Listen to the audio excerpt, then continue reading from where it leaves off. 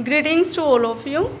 Today we will discuss about the topic distribution of oceans and continents.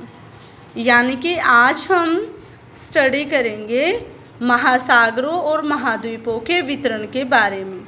ठीक है, यानी कि महासागर और महाद्वीप कैसे फैले हुए हैं, कितने भाग पर फैले हुए हैं, क्या जैसे ये आज जिस सिचुएशन में लोकेट हैं क्या वो प्राचीन काल में भी ऐसे थे। तो आज हम ये स्टडी करेंगे इस चैप्टर के थ्रू। ठीक है, तो लास्ट चैप्टर में आपने स्टडी किया था अर्थ इंटीरियर के बारे में कि किस तरीके से हमारी अर्थ को डिफरेंट लेयर में डिस्ट्रीब्यूट किया गया है, उनके मटेरियल के बेस पर, उनकी डेंसिटी, मतलब हर लेयर में अलग अलग डेंसिटी है, उनका घनत्व अलग अलग है, उस कारण भी अर्थ इंटीरियर को डिस्ट्रीब्यूट किया गया है अलग अलग पार्ट्स में, अलग अलग लेयर्स में। ठीक है, तो आप संसार के मानचित्र से भी परिचित हैं, यानी कि हमारा जो वर्ल्ड मैप है उसमें कौन सा कॉन्टिनेंट कहाँ लोकेट है आपको पता है, क्योंकि आप 11th क्लास में आ गए और 6th से आप कॉन्टिनेंट के बारे में स्टडी करना शुरू कर देते हैं। आपको पता होगा कि जैसे उत्तरी अमेरिका है, फिर उसके नीचे बिल्कुल दक्षिणी अमेरिका है, इधर एशिया है, अफ्रीका है, इधर ऑस्ट्रेलिया है। तो इस तरीके से आपको हर कॉन्टिनेंट्स के बारे में पता होगा। अगर नहीं पता है तो आप आज इनको लर्न कर लेना, अच्छे से देख लेना कि कौन सा कॉन्टिनेंट कहाँ लोकेट है। ठीक है, और ओशियंस के बारे में भी, जैसे अटलांटिक ओशन कहाँ है, इंडियन ओशन कहाँ है, पैसिफिक कहाँ है। ठीक है, तो आप ओशन और कॉन्टिनेंट्स के बारे में स्टडी करेंगे। तो देखिए बेटा, जो अब हम कंटिन्यू रखते हैं, देखिए जैसे पृथ्वी के 29% भाग पर क्या है, महाद्वीप हैं, और बाकी पर महासागर, बाकी मीन्स 71% भाग पर क्या है, ओशियंस हैं। ये देखिए बेटा, ज्योग्राफी प्रैक्टिकल सब्जेक्ट है, इस वजह से आपको डायग्राम के थ्रू अपनी बात को एक्सप्लेन करना है। देखिए जैसे 29% भाग पर महाद्वीप हैं, तो हम पाई डायग्राम के थ्रू इस तरीके से एक्सप्लेन करेंगे। जैसे मैंने यहाँ पाई डायग्राम बनाया है, 29% भाग पर क्या है, कॉन्टिनेंट हैं, और 71% पर ओशियंस हैं। तो ये डिस्ट्रीब्यूशन है कि कितने भाग पर कॉन्टिनेंट है और कितने पर ओशियंस हैं। ये देखिए बेटा, तो आगे देखो, महाद्वीपों और महासागरों की अवस्थिति जैसा आज मानचित्र पर दिखाई देती है हमेशा से ऐसे नहीं रही है। यहाँ इसने बात की है कि जैसा हम अपने कॉन्टिनेंट और ओशंस के बारे में स्टडी कर रहे हैं आज के टाइम में, वो प्राचीन काल में उनकी लोकेशन ऐसे नहीं थी। ठीक है, तो इसके अतिरिक्त यह भी एक तथ्य है कि आने वाले समय में महाद्वीप और महासागरों की स्थिति आज जैसी नहीं रहेगी। यानी कि हमारा जो आने वाला टाइम है उसमें भी हमारे जो, क्योंकि इनमें मूवमेंट होती रहती हैं, हमारी जितनी भी प्लेट्स हैं, प्लेट का मतलब है कि जो एक तरीके से स्थल का भूभाग, ठीक है, तो इन स्थल का जो भाग है उनमें मूवमेंट होती रहती है। ठीक है, तो देखिए बेटा, इसके आगे हम ये स्टडी करेंगे कि ये परिवर्तन क्यों हुआ, कैसे हुआ, और महाद्वीपों और महासागरों की अवस्थिति में परिवर्तन हुआ है और अभी भी हो रहा है। तो आप यह जानकर आश्चर्यचकित होंगे कि वैज्ञानिक यह सब कैसे जानते हैं, मीन्स एक तरीके से उन्हें कैसे पता लगाया कि इनमें मूवमेंट हुई है, इनमें कुछ चेंजेस हुए हैं, बदलाव हो रहे हैं और आगे भी होते रहेंगे। तो इन्हीं प्रश्नों के उत्तर हम इस अध्याय में सीखेंगे कि किस तरीके से किस विद्वान ने क्या बताया है, क्या है। ठीक है, तो देखिए कॉन्टिनेंटल ड्रिफ्ट यानी कि महाद्वीपीय प्रवाह हैं। जो भी हमारे महाद्वीप हैं, जैसे उत्तरी अमेरिका है, दक्षिणी अमेरिका है, अफ्रीका है, तो इनमें किस तरीके की मूवमेंट है, किस तरीके का इनमें प्रवाह हो रहा है, किस तरीके से प्रवाह होता है। तो ये देखिए बेटा, अटलांटिक महासागर तटरेखा की आकृति को ध्यान से देखें। यानी कि अटलांटिक महासागर हमारा कहाँ है, जो उत्तरी अमेरिका है और जो दक्षिणी अमेरिका है। इधर एशिया, यूरेशिया और अफ्रीका, उनके बीच में जो एस शेप होती हैं, एस बनती है ना उनके बीच में, आप कॉन्टिनेंट्स के थ्रू इस तरीके से उंगली फेर कर देख लेना, आपको पता चल जाएगा कि हाँ एस शेप बन रही है, तो वो हमारा क्या है, अटलांटिक ओशन है। तो देखिए अगर उसकी तटरेखा को हम बिल्कुल ध्यान से देखें तो हमें क्या मिलता है कि इनके दोनों तरफ क्या है, समानता है। ठीक है, तो देखिए यहाँ मैंने एक डायग्राम आपको शो कर रही हूँ। जैसे अगर हम दक्षिणी अमेरिका और अफ्रीका को इस तरीके से ज्वाइंट करके देखें तो वो आपस में अटैच हो जाते हैं ना।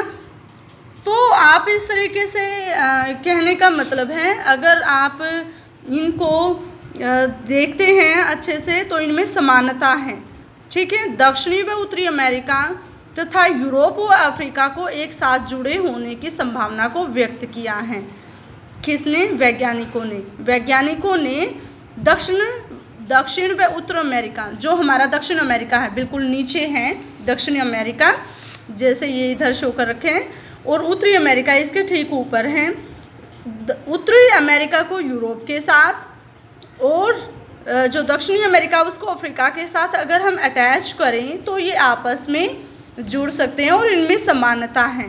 ठीक है, तो देखिए बेटा आगे, इसी समानता के कारण ये जुड़े होने की संभावना को व्यक्त किया है वैज्ञानिकों ने। विज्ञान के इतिहास के ज्ञात अभिलेखों से पता चलता है कि सन 1596 में एक डच मानचित्रवेत्ता अब्राहम ओर्टेलियस ने सर्वप्रथम इस संभावना को व्यक्त किया था। देखिए बेटा, यहाँ सबसे पहले 1596 में एक डच वेता था अब्राहम ओर्टेलियस। इसने क्या बताया था, इसके जो अभिलेख हैं उनसे हमें पता चलता है कि उन्होंने इस संभावना को व्यक्त किया था कि ये जो हमारे कॉन्टिनेंट हैं उनमें समानता है। तो देखिए बेटा, इसके बाद एंटोनियो पेलेग्रिनी ने एक मानचित्र बनाया जिसमें तीनों महाद्वीपों को इकट्ठा दिखाया गया था। जर्मन मौसमविद अल्फ्रेड वैगनर ने महाद्वीपीय विस्थापन सिद्धांत सन 1912 में प्रस्तावित किया। यानी कि महाद्वीपों का विस्थापन, उनकी स्थापना किस तरीके से हुई है, ऐसे थ्योरी को अपनी थ्योरी में उन्होंने एक्सप्लेन किया है। और वो थ्योरी कब लिखी गई थी? 1912 में। तो यह सिद्धांत महाद्वीप और महासागरों के वितरण से ही संबंधित था। यानी कि महासागर और महाद्वीप किस तरीके से फैले हुए हैं इससे संबंधित हैं। ठीक है, इस सिद्धांत की आधारभूत संकल्पना यह थी कि सभी महाद्वीप एक अकेले भूखंड से जुड़े हुए थे। यानी कि जितने भी हमारे आज कॉन्टिनेंट अगर आप वर्ल्ड के मैप में देखते हो, जैसे उत्तरी अमेरिका, दक्षिणी America, Europe, Africa, Asia, India और ये जो हमारा ऑस्ट्रेलिया, ये अलग अलग नहीं थे, ये एक भूखंड से जुड़े हुए थे, एक भूखंड में जुड़े हुए थे। यानी कि ये इकट्ठा थे, एक दूसरे से अटैच थे बिल्कुल। ठीक है, तो वैगनर के अनुसार आज के सभी महाद्वीप इस भूखंड के भाग थे तथा एक बड़े महासागर से घिरा हुआ था। यानी कि एक तरीके से अगर मैं बात करूं, जितने भी हमारे जैसे दक्षिणी अमेरिका है, उत्तरी अमेरिका है, यूरोप है और एशिया, इधर अफ्रीका, ये इधर एशिया के बिल्कुल साउथर्न पार्ट में इंडिया और ऑस्ट्रेलिया, ये अलग अलग नहीं थे, ये समस्त एक भूखंड था। ठीक है, मीन्स एक तरीके से ये जुड़े हुए थे एक दूसरे से, और इसके चारों तरफ क्या था? महासागर था। ठीक है, तो ये जो भूखंड है ये तो हमारे महाद्वीप जो कि एक दूसरे से जुड़े हुए थे, और ये जो बाहर वाला पार्ट है ये सारा महासागर यानी कि महासागरों से घिरे हुए थे। अब देखिए, उन्होंने एक बड़े महाद्वीप को पेंजिया का नाम दिया। पेंजिया का अर्थ है संपूर्ण पृथ्वी। यानी कि जो अभी मैंने ये डायग्राम बनाया है ये हमारा पेंजिया, यानी कि जो ये भूखंड था इसको इन्होंने अल्फ्रेड वेगनर ने क्या नाम दिया, पेंजिया। ठीक है, पेंजिया। उस अपनी थ्योरी में उन्होंने इस तरीके से दक्षिणी अमेरिका, उत्तरी अमेरिका ये नाम नहीं दिए। उन्होंने बताया है कि ये जो कॉन्टिनेंट है, ये जो महाद्वीप है, ये एक दूसरे से जुड़े हुए थे। ठीक है, एक दूसरे से जुड़े हुए थे और उसने समस्त भूभाग को, समस्त भूखंड को पेंजिया का नाम दिया। ठीक है, अब देखिए आगे, पेंजिया का अर्थ है संपूर्ण पृथ्वी, यानी कि इस पेंजिया का क्या नाम दिया इन्होंने, संपूर्ण पृथ्वी। अब देखिए, जो विशाल महासागर को पैंथालासा कहा, जिसका अर्थ है जल ही जल। तो देखिए, ये जो मैंने अभी बताया था कि बाहर की तरफ मतलब ये घिरे हुए था, ये जो भूखंड है ये घिरा हुआ था महासागरों से, तो इसका जो नाम दिया इन्होंने, इसका क्या नाम दिया, पैंथालासा।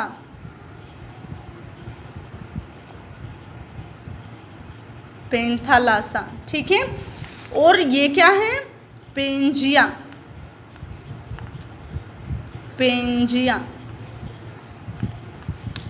ठीक है, तो देखिए बेटा, ये तो समस्त भूखंड तो क्या हो गया, पेंजिया, और जो ये महासागर वाला पार्ट हो गया ये हो गया पैंथालासा।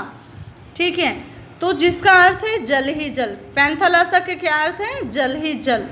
ठीक है, जल ही जल।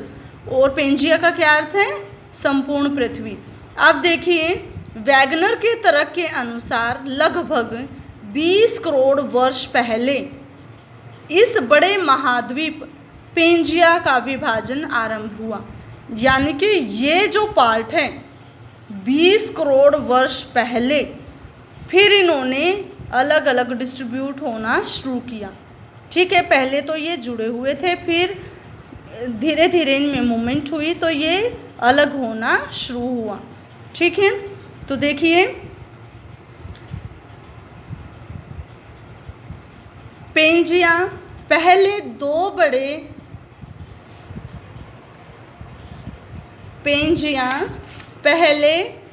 बड़े महाद्वीपीय पिंडों लारेशिया और गोंडवाना लैंड क्रमशः उत्तरी और दक्षिणी भूखंडों के रूप में विभक्त हुआ।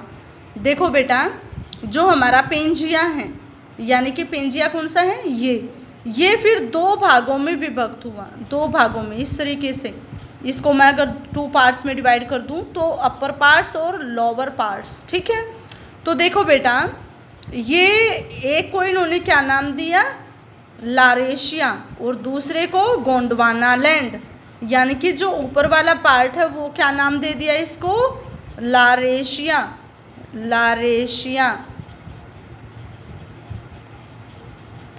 और जो ये नीचे वाला भाग है इसको क्या कहा, गोंडवाना लैंड।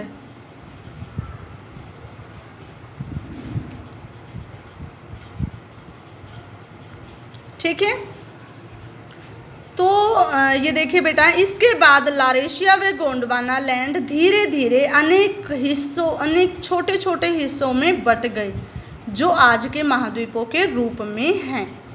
महाद्वीपीय विस्थापन के पक्ष में अनेक प्रमाण भी प्रस्तुत किए गए हैं। इनमें से कुछ इस प्रकार हैं। तो देखो बेटा, फिर इन्होंने क्या बात की कि पहले ये 2 पार्ट्स में डिवाइड हो गया, लारेशिया और गोंडवाना लैंड, और फिर लारेशिया भी अलग अलग पार्ट्स में डिवाइड होना शुरू हुआ और गोंडवाना लैंड भी अलग अलग पार्ट्स में डिवाइड होना शुरू हुआ। तो इसको मतलब शो करने के लिए, एक तरीके से सच मतलब इसकी सच्चाई को दर्शाने के लिए डिफरेंट जो हैं ये प्रमाण प्रस्तुत किए गए हैं वैज्ञानिकों के द्वारा। तो इनकी एक्सप्लेनेशन हम कल पढ़ेंगे।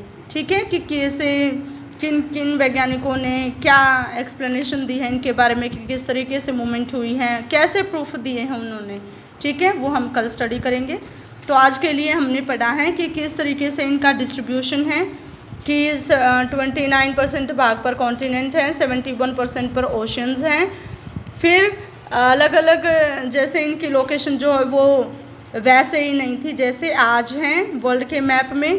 तो फिर यहाँ कॉन्टिनेंटल ड्रिफ्ट के बारे में बताया है कि अब्राहम ओर्टिलियस 1596 में, जो कि डच मानचित्रवेता हैं, उन्होंने इनके जुड़े होने के प्रमाण दिए हैं, यानी कि इनमें समानता बताई है, जितने भी कॉन्टिनेंट है ये आपस में जुड़े हुए थे। ठीक है, फिर ऐसे ही एंटोनियो पेलेग्रिनी एक मानचित्र बनाया था, उन्होंने भी इन महाद्वीपों को इकट्ठा करके दिखाया है। ठीक है, जो जर्मन मौसमविद एल्फ्रेड वैगनर है 1912 में इसने अपनी थ्योरी दी थी महाद्वीपीय विस्थापन की। उसमें इन्होंने भी बताया कि संपूर्ण पृथ्वी, यानी कि पहले ये महाद्वीप अलग अलग नहीं थे, ये एक ही थे और ये समस्त भूखंड था। ठीक है, जिसका नाम उन्होंने दिया पेंजिया। और ये जो भूखंड है ये समस्त मतलब महासागरों से घिरा हुआ था।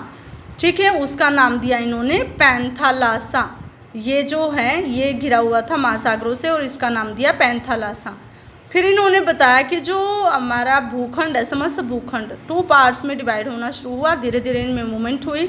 तो एक पार्ट्स जो अपर पार्ट है उसका नाम दिया लारेशिया और लोअर पार्ट का नाम दिया गोंडवाना लैंड। तो फिर इन्होंने बताया कि जैसे जैसे जैसे ये फिर जो लारेशिया है या गोंडवाना लैंड है ये और छोटे छोटे टुकड़ों में डिस्ट्रीब्यूट होना शुरू हो गई। ठीक है, और इसने इसको प्रूफ करने के लिए प्रमाण दिए हैं और उनके बारे में हम कल स्टडी करेंगे। Thank you.